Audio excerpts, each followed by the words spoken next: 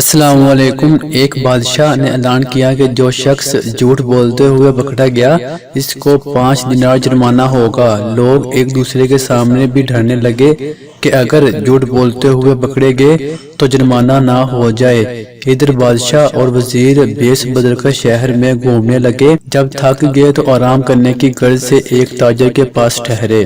اس نے دونوں کو چائے پلائی۔ بادشاہ نے تاجر سے پوچھا تمہاری عمر کتنی ہے؟ تاجر نے کہا 20 سال۔ تمہارے پاس دولت کتنی ہے؟ تاجر نے کہا 70,000 دینار۔ بادشاہ نے پوچھا تمہارے بچے کتنے ہیں؟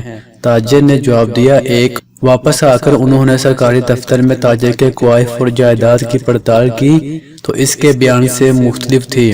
بادشاہ نے تاجر کو دربار میں طلب کیا اور وہی 3 سوالات دہرائے۔ تاجر نے وہی جوابات دیے۔ بادشاہ نے وزیر سے کہا اس پر 15 دینار جرمانہ عائد کر دو اور سرکاری خزانے میں جمع کرا دو کیونکہ اس نے 3 جھوٹ بولے ہیں۔ سرکاری کاغذات میں اس کی عمر 35 سال ہے۔ اس کے پاس 70,000 دینار سے زیادہ رقم ہے اور اس کے 5 لڑکے ہیں۔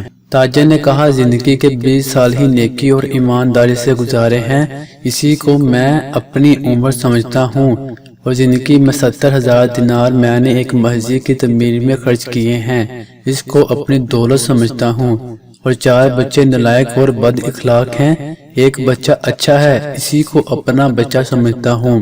یہ سن کر بادشاہ نے جرمانے کا حکم واپس لے لیا اور تاجر سے کہا تمہارے جواب سے خوش ہوئے ہیں، وقت ہی شمار کرنے کے لائق ہے، جو نیک کاموں میں گزر جائے۔ دولت وہی قابل اعتبار ہے جو اللہ کی راہ میں خرچ ہو، اور اولاد وہی ہے جس کی عادتیں نیک ہو۔ تو دوستو آپ کتنی اپنی جائیداد اللہ کی راہ میں خرچ کرتے ہو، ذرا سوچنا۔ تو آپ کا اس کہانی کے بارے میں کیا کہنا ہے؟